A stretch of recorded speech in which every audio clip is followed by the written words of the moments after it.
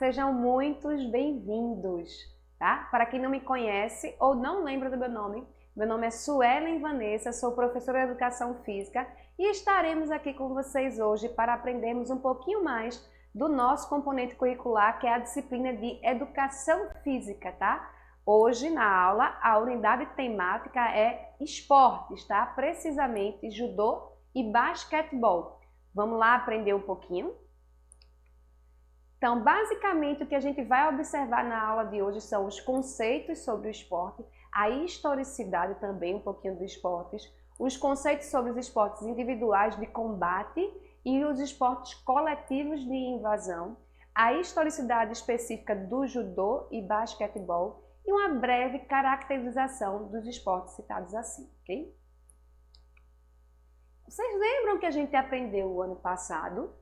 Então, a gente já teve um pouquinho dessa aula de esporte, a gente já conversou com vocês.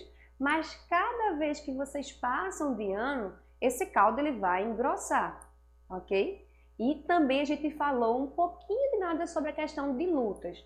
Mas a gente falou sobre lutas brasileiras, que a gente não vai abordar hoje, porque o judô é uma luta do mundo, uma luta oriental. Então, nos conceitos.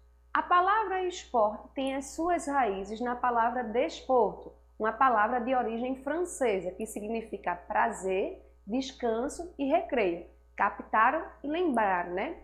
Foram os ingleses que lhe atribuíram um significado mais atlético e vinculado a algumas regras, chegando à expressão sport, né? Uma expressão da origem da língua inglesa, tá? E mais tarde, essa expressão foi aportuguesada e virou o esporte que a gente conhece hoje. Essas informações estão no novo currículo de Pernambuco, na área de Educação Física, tá bom? Que fica disponível para vocês também no site da Secretaria de Educação. O esporte hoje que a gente pratica é um esporte de uma manifestação sociocultural de múltiplos significados, sendo um deles o educacional. Como assim, professora? Uma manifestação sociocultural? Porque existem esportes que são mais praticados em uma região do que em outra. Não significa que não são conhecidos. Por exemplo, aqui no país a gente pouco conhece sobre o rugby, sobre o badminton. Talvez tenha aí alguém que nunca ouviu falar sobre esses esportes. Vocês podem procurar depois. Mas o rugby, ele é muito famoso e muito praticado, por exemplo, na Argentina, que é um país aqui vizinho ao nosso, na América do Sul. E também muito praticado lá na Oceania, do outro lado do mundo, na Austrália, por exemplo, e na Nova Zelândia. Então, por isso que a gente fala que ele é uma manifestação sociocultural, porque vai ter aí a representatividade em alguns países mais forte do que em outros países, tá? E também a questão do objetivo educacional, porque ele pode ser configurado de várias formas. Então, ele pode ser praticado com o objetivo do lazer, ele pode ser configurado com o objetivo da educação, do trabalho ou até mesmo da saúde. A historicidade, aí por que é importante aprender um pouquinho sobre isso? Porque não é um conteúdo que é somente prático. Na educação física, a gente também tem a parte teórica para saber como é que chegou justamente essa prática e que faz parte do desenvolvimento humano, tá bom? E que passa de geração para geração, até mesmo ganhando nova roupagem, um novo tipo de material, um novo equipamento, etc. Vocês podem perceber, por exemplo, no futebol. Há pouco tempo atrás, não existia o VAR, né? O árbitro de vídeo. Hoje já existe o VAR. Então, o esporte tem dessas coisas que vão passando por mudanças de acordo com o tempo. Então, o esporte, bem como outros elementos da cultura corporal, passou por algumas transformações com o tempo. De acordo com o professor Walter Bratt, o que vivenciamos hoje seria o esporte moderno, que resultou de um processo de modificação, de uma esportivização de elementos da cultura corporal de movimentos originalmente das classes populares inglesas. Então, por exemplo, o futebol, ele foi praticado mais na elite depois que ele foi chegando na camada popular. Os exemplos mais citados são inúmeros esportes com bola, e aí eu falei muito sobre futebol, mas tem outros esportes, e também de elementos da cultura corporal dos nobres da Inglaterra. Esse processo inicia-se na metade do século XVIII, lá pelas voltas de 1750 para cima, né? E se intensifica no século XX, a partir de 1900. No final de 1800 a gente já tem muita coisa rolando nos esportes e a gente vai apresentar para vocês um deles, por exemplo, hoje. Tipos de esporte. Como vocês observam e lembra que a gente já falou, são 4 tipos de esportes individuais e 5 tipos de esportes coletivos. Mas hoje a gente vai se deter aos esportes de combate e esportes de invasão, que são esportes especificamente individuais, que é o de combate, e os esportes de invasão, que são coletivos, cada um com sua característica distinta. Então, vamos lá tentar? Será que vocês vão conseguir distinguir? Esportes de combate são esportes individuais com formas esportivizadas das lutas, artes marciais, com o objetivo principal de simular em partes combates com corpo a corpo, superando adversários através de toques, desequilíbrios, imobilizações, exclusão de determinado espaço e contusões, combinando ações de ataque e defesa, por exemplo. Como assim, professora? Esporte é diferente de arte marcial e de luta. Isso aí é um conceito bem dificilzinho que não cabe para a gente nesse momento. Mas vou dar um exemplo mais simples. Por exemplo, artes marciais são lutas que eram praticadas também preparando os exércitos para a guerra. Então, como a gente pode identificar, por exemplo, o jiu-jitsu? O jiu-jitsu foi praticado pela Marinha Mercante no Brasil por volta de 1908, chegou mais ou menos aqui. Então, é considerado uma arte marcial. Mas como a gente pratica normalmente na academia e tem as competições, o jiu-jitsu ganha uma nova roupagem. E isso acontece com outras artes marciais também. Esportes de invasão. E aí são os esportes coletivos, como a gente havia falado. São aqueles onde existem disputas de uma equipe que tenta ocupar o setor da quadra defendido pelo time adversário e tenta marcar pontos. As quadras dos esportes de invasão são retangulares e no fundo da quadra há um lugar para poder pontuar, podendo ser gol, né, no caso do futebol, do handebol, etc. Podendo ser cesta, no caso do basquete, o try, que é do rugby, pouco conhecido, e o touchdown, por exemplo, que é do futebol americano, né? Que seria uma outra versão de futebol e é mais famosa justamente nos Estados Unidos, né? E os países também mais acima. Então, a imagem que mostra para vocês na tela, vocês conseguiriam dizer para mim que tipo de luta é essa? Que tipo de esporte de combate é esse? Primeira coisa que usa uma vestimenta diferente, né? É fácil. O judô, exatamente. Então vamos lá aprender um pouquinho mais sobre a questão da história do judô e a caracterização do judô. Então, o judô foi criado em 1882 pelo professor Jigoro Kano, no Japão. E neste mesmo ano ele fundava a Kodokan, a mais importante instituição judoística do mundo, tá? Então o judô ele nasce a partir de uma mesma linha do jiu-jitsu, e a gente vai explicar mais à frente. O judô ele é considerado uma arte marcial japonesa também, porque teve a característica que eu falei, além de tudo tem a questão filosófica por trás, né? E também é um esporte olímpico de combate, desde 1964, que o judô está dentro dos Jogos Olímpicos, tá bom? Então, como eu falei, ele é oriundo da mesma raiz que o jiu-jitsu, né, que nasceu do jujutsu, que era um compilado de artes marciais. Além de desenvolver técnicas de combate no esporte, Jigoro Kano aliou essa arte marcial com a filosofia Ippon Shobu. É uma luta pelo ponto perfeito. E esse ponto perfeito é justamente de encostar as costas do adversário no chão com um único golpe de preferência, tá? E aí essa característica filosófica é que também transforma o judô numa arte marcial, além de ser esporte de combate. E tem ainda algumas peculiaridades porque ele queria trazer esse esporte para a escola. No Japão, o judô é uma disciplina obrigatória em todas as escolas do país. Desde o princípio, o judô foi criado para que todos pudessem participar, homens, mulheres, crianças e até mesmo idosos. A palavra judô em português ela pode ser traduzida como caminho suave, que na realidade é o ceder para vencer, que nem a todo tempo o atleta vai estar fazendo força contrária. Às vezes ele vai utilizar a força do seu adversário para poder desequilibrar e ganhar dele.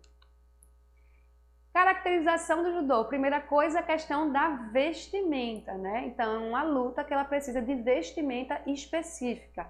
Também é uma luta de agarre, uma luta que é de curta distância, ou seja, eu preciso diminuir o espaço entre mim e o meu adversário e utiliza essa indumentária chamada judogi, né? Ou kimono para as pessoas que pouco conhecem o judô. Normalmente se chama de kimono.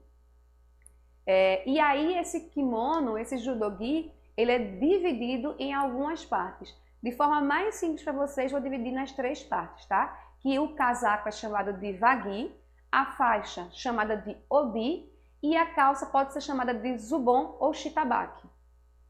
O kimono ele pode ter várias cores. Normalmente no judô eles utilizam mais as cores branca e azul, né? Em competições oficiais somente branca e azul.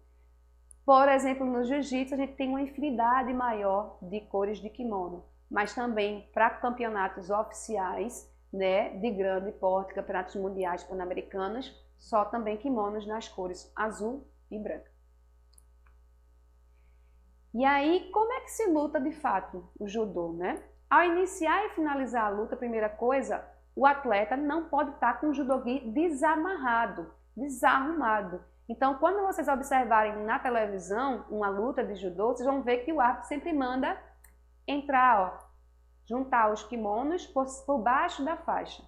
E essa faixa, ela simboliza o ciclo de aprendizagem do atleta, que vai escurecendo com os anos de dedicação e prática, até chegar à faixa preta, a qual representa a maioridade do judô. A pessoa vira um professor de judô, né? Nos Jogos Olímpicos, por exemplo, há apenas judocas faixas pretas. Mas também tem as outras graduações após as faixas pretas, que tem os dans, né? Que são justamente os grauzinhos da faixa. E aí tem as colorações também de faixa, que podem ser branca e vermelha, pode ser toda vermelha, etc. Tem uma faixa específica que é designada somente ao Jigoro Kano, que foi justamente o criador do judô. O objetivo principal do judô, como eu falei, é colocar o adversário com as costas no tatame, levando o ponto completo, que é chamado de ippon, e o árbitro faz um sinal levantando a palma da mão para frente. A luta ela pode ser finalizada pelo tempo, ganhando quem tiver a maior pontuação, e mobilização chegando ao ippon, né, pela projeção bem executada, encostando as costas completamente no chão, e também por finalização, causando a desistência do oponente. As lutas elas têm duração máxima de 5 minutos e as categorias são divididas por idade, gênero, né, sexo masculino ou feminino, peso e graduação da faixa, que tem várias graduações aí que pode ficar também para um outro momento mais específico. Observem a imagem na tela. Então, a imagem que está aparecendo para vocês são execuções das ações no judô.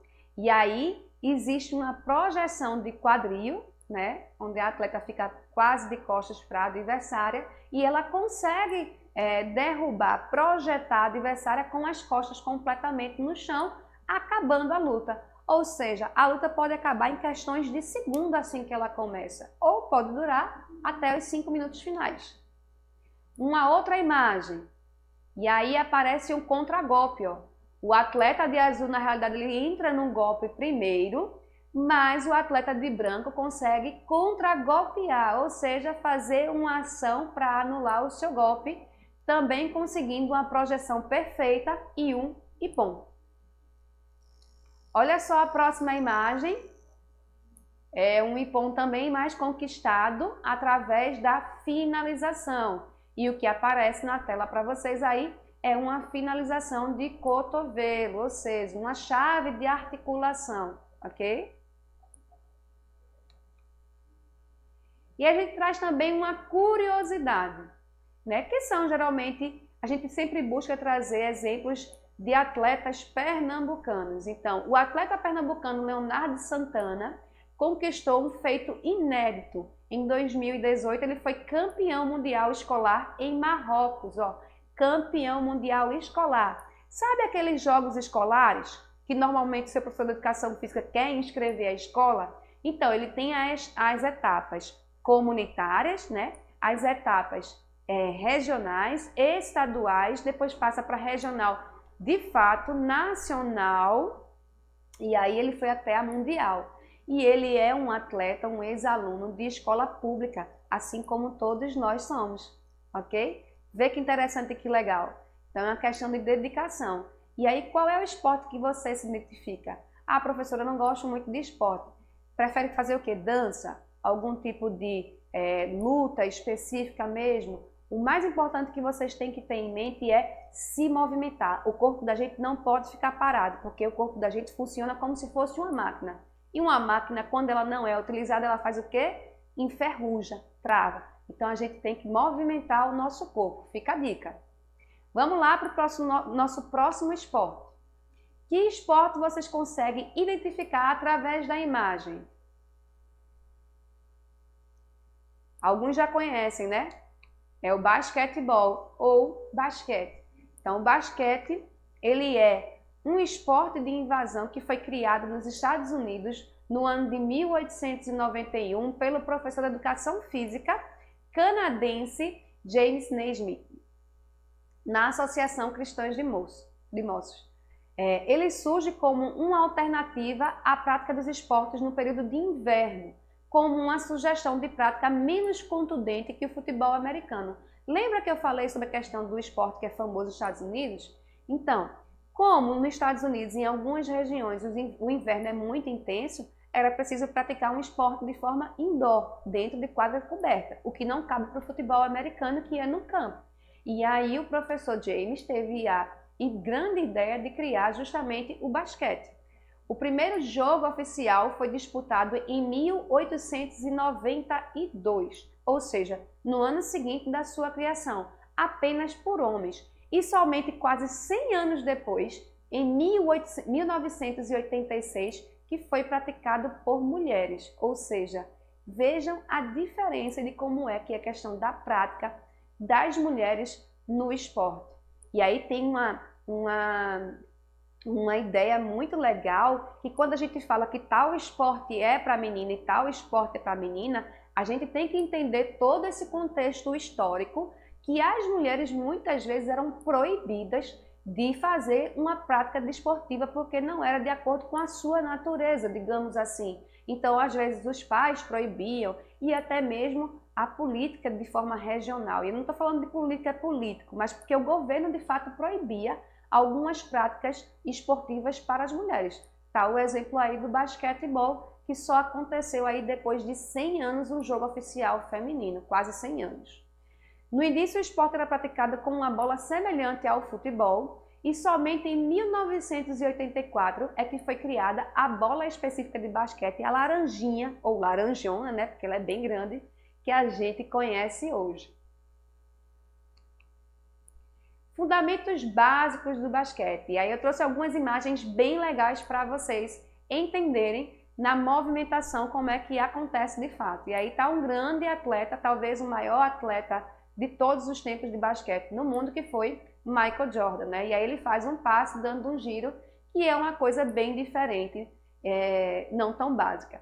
E passes existem vários. Pode ser o passe picado, pode ser o passe na altura do peito, pode ser o passe acima da cabeça, mas também é uma coisa mais detalhada para poder aprender num outro momento na aula, quando voltarmos à aula prática também de educação física, né, que é mais legal.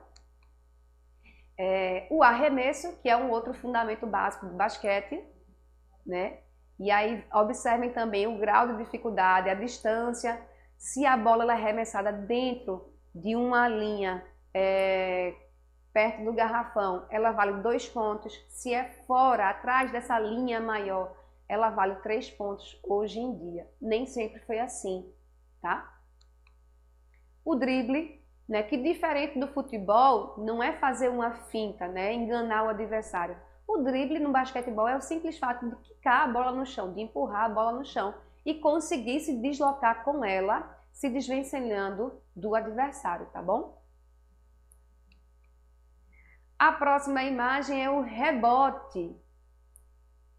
Olha aí. E o rebote nada mais é do que você conseguir pegar a bola a partir do momento que ela foi arremessada na cesta e não entrou. Ela pode ser feita tanto na área de defesa, que é bem característica da defesa, mas também pode ser feito no ataque, reaproveitando aquele arremesso, tentando novamente acertar.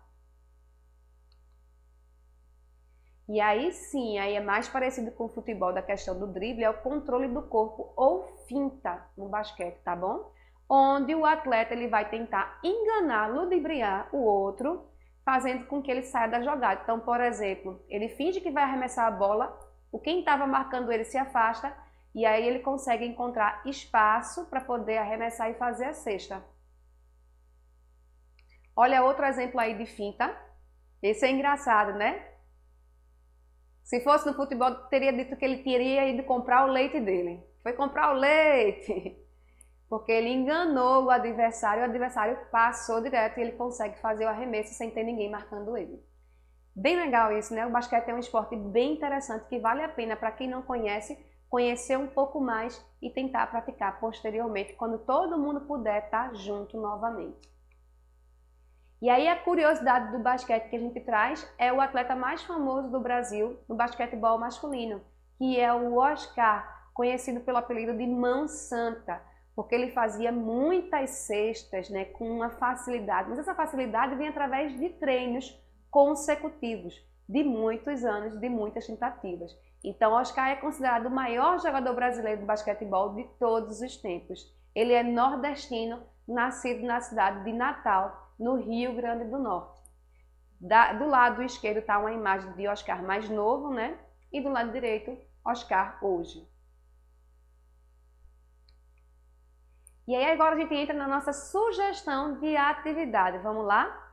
Primeira sugestão, pesquise e escreva em seu caderno 2 exemplos de esportes olímpicos, né? De esportes de invasão, sem ser o basquetebol. Você vai pesquisar lá o que é o esporte de invasão, que a gente já falou, esportes coletivos, que são praticados em quadras, né, ou campos retangulares. Também não procura futebol não, tá? Futebol vocês conhecem demais. Procura um esporte que você pouco vê, né? O rugby, o futebol americano, né? E por aí vai. O hóquei, enfim. E escreve lá no caderno para mostrar posteriormente ao seu professor, né, da sua escola, tá bom? Segunda sugestão de atividade é: aproveita aquele lanchinho para comprar aquele salgadinho, aquela pipoquinha, aquela bolachinha ou pãozinho lá bem legal e assiste o filme Pistol Pit, tá? Tá numa plataforma de fácil acesso.